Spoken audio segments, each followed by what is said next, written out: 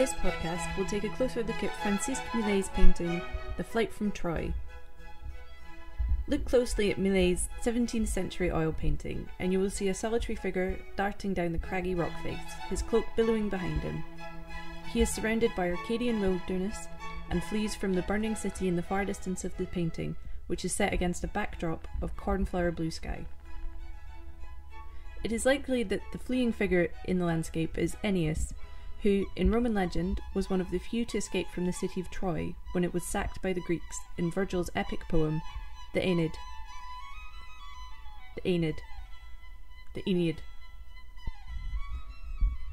The story was written over 2,000 years ago in ancient Rome, and after the scene that Millet depicts, Aeneas went on to found the Eternal City.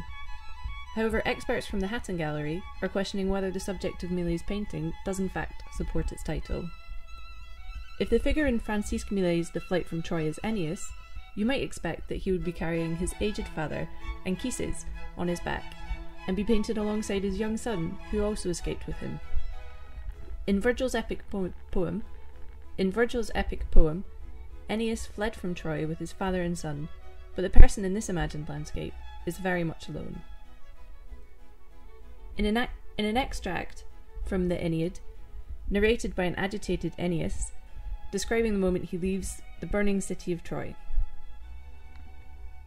Here is an extract from the Aeneid, narrated by an agitated Aeneas, describing the moment he leaves the burning city of Troy. I stooped to lift my father. My son twined his fingers in mine, hurrying to keep up with his father's long stride. We moved off, hugging the shadows.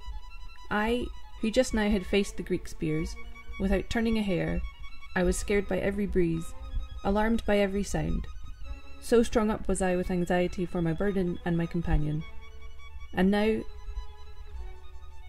I was nearing the gates, and thinking we had made it. When on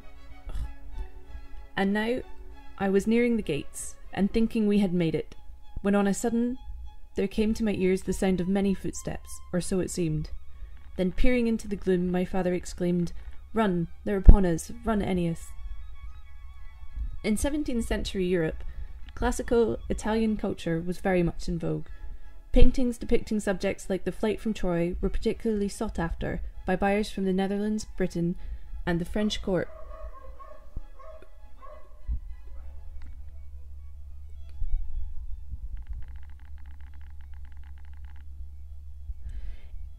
In 17th century Europe, classical Italian culture was very much in vogue.